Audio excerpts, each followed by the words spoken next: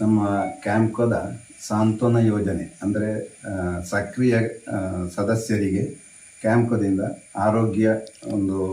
ಆರೋಗ್ಯದ ಸಮಸ್ಯೆ ಬಂದಾಗ ಕೊಡುವಂತಹ ಒಂದು ಧನ ಸಹಾಯ. ಆ ಯೋಜನೆಯ ಮೂಲಕ ಇವತ್ತು ನಾವು ಪೆರ್ಲದ ಸಮೀಪದ ಶ್ರೀಯುತ ಬಾಲಸುಬ್ರಹ್ಮಣ್ಯ ಭಟ್ ಸರ್ಪಮಲೆ ಇವರ ಮನೆಗೆ ಬಂದಿದ್ದೇವೆ. ಅವರ ಶ್ರೀಮತಿಯವರ ಆರೋಗ್ಯ ಸಮಸ್ಯೆಗೆ ಆಸ್ಪತ್ರೆ ಬಿಲ್ಲಿನ 10% ನಾವು ಇವತ್ತು ಕ್ಯಾಂಪ್ಕೋದಿಂದ ಧನ ಸಹಾಯ ನೀಡಿದ್ದೇವೆ. ಆ ಬಗ್ಗೆ ಶ್ರೀಯುತ ಬಾಲಸುಬ್ರಹ್ಮಣ್ಯ ಭಟ್ರು ಇಲ್ಲಿದ್ದಾರೆ. ಅವರು ತಮ್ಮ ಅನಿಸಿಕೆಯನ್ನು ನಮ್ಮೊಂದಿಗೆ ಹಂಚಿಕೊಳ್ಳಬೇಕು. ನಮಸ್ಕಾರ. ನಾವು ಕ್ಯಾಂಪ್ ಸ್ಥಾಪನೆಯಾದಂದಿನಿಂದಲೂ ಕೂಡ ಈ ಒಂದು ಸಂಸ್ಥೆಯ ಸದಸ್ಯರಾಗಿದ್ದುಕೊಂಡು ನಮ್ಮ ಹಿರಿಯರಿಂದಲೇ ಎಲ್ಲ ಕಡೆ ಈ ಅಡಿಕೆಯನ್ನು ಕ್ಯಾಂಪ್ಗೆ ಕೊಡುವಂಥದ್ದು ಸಂಪ್ರದಾಯವಾಗಿ ಬಂದಿದೆ ನಮಗೆ. ಹಾಗೆ ಇತ್ತೀಚಿನ ದಿನಗಳಲ್ಲಿ ಅಂತೂ ನಾವು ಕ್ಯಾಂಪ್ಗೆ ಹೆಚ್ಚು ಹೆಚ್ಚು ಅಡಿಕೆ ಹಾಕುವಂಥ ಒಂದು ಅಗತ್ಯತೆಯು ಕೂಡ ಬಂದಿದೆ. ಈಗ ಪ್ರೈವೇಟ್ನಲ್ಲಿ ವ್ಯಾಪಾರಸ್ಥರು ಯಾವ ರೀತಿ ಮುಂದುವರಿತಾರೆ ಅಂತ ಗೊತ್ತಿಲ್ಲ ನನಗೆ. ರೇಟಿನ ಬಗ್ಗೆ ಒಂದು ಸ್ಪಷ್ಟ ಮಾಹಿತಿ ಸಿಗಬೇಕಾದ್ರೆ ಕ್ಯಾಂಪ್ಗೆ ಹೋಗಬೇಕು.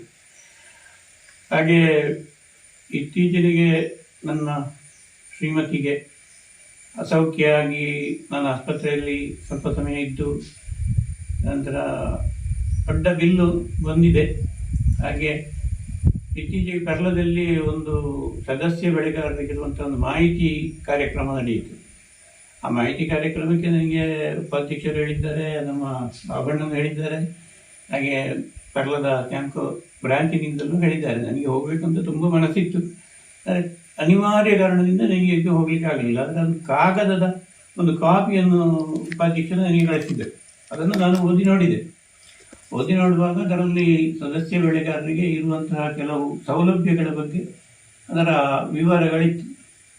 ಹಾಗೆ ದೊಡ್ಡ ಮೊತ್ತದ ಈ ಒಂದು ಹಾಸ್ಪಿಟಲ್ ಬಿಲ್ ಬಂದರೆ ಅದಕ್ಕಾಗಿ ಕ್ಯಾಂಪು ಒಂದು ಸಹಾಯ ನೀಡ್ತದೆ ಎಂಬುದು ನನಗೆ ಗೊತ್ತಾಯಿತು. ಹಾಗೆ ನಾನು ಅವರಿಗೆ ಫೋನ್ ಮಾಡಿ ಕೇಳುವಾಗ ಅವರು ವಿವರ ಕೊಟ್ಟರು. ಆಮೇಲೆ ನಾನು ಬ್ರ್ಯಾಂಚಿನಲ್ಲಿ ಹೋಗಿ ಅದರ ಬಗ್ಗೆ ಮಾತಾಡಿ ಅದಕ್ಕೆ ಬೇಕಾದಂತಹ ಎಲ್ಲ ರೀತಿಯ ಸೌಕರ್ಯಗಳನ್ನು ಕೂಡ ಮಾಡಿಕೊಟ್ರು.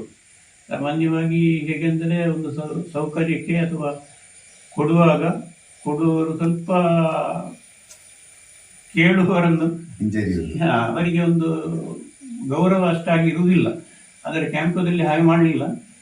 ಎಲ್ಲ ಬೇಕಾದಂತಹ ಮಾಹಿತಿಗಳನ್ನು ಅವರೇ ಮಾಡಿಕೊಟ್ಟು ಎಲ್ಲ ಬೇಕಾದಂತಹ ಅರ್ಜಿಗಳನ್ನು ಬಾಕಿ ಅದಕ್ಕೆ ಬೇಕಾದಂತಹ ದಾಖಲೆ ಪತ್ರಗಳನ್ನೆಲ್ಲ ಸ್ವೀಕರಿಸಿ ಒಳ್ಳೆ ರೀತಿಯಲ್ಲಿ ಈ ಒಂದು ಕೆಲಸವನ್ನು ಮಾಡಿದ್ದಾರೆ. ಇದೀಗ ಈ ಒಂದು ಸೌಲಭ್ಯ ನನಗೆ ಮನೆಗೆ ತಂದು ಕೊಡುವಂಥದ್ದು ಅದು ಇನ್ನೂ ಕೂಡ ಒಂದು ವಿಶೇಷ.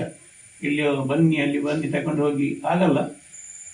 ಅದು ನೇರವಾಗಿ ಆ ಒಂದು ಸದಸ್ಯನಿಗೆ ಯಾರಿಗೆ ಕಷ್ಟ ಆಗಿದೆ ಅವನಿಗೆ ತಲುಪಬೇಕು ಮತ್ತು ಸಕಾಲದಲ್ಲಿ ತಲುಪಬೇಕು ಅನ್ನೋ ದೃಷ್ಟಿಯಿಂದ ಮನೆಗೆ ಬಂದು ನೀವು ಅದನ್ನು ಕೊಟ್ಟಿದ್ದೀರಿ.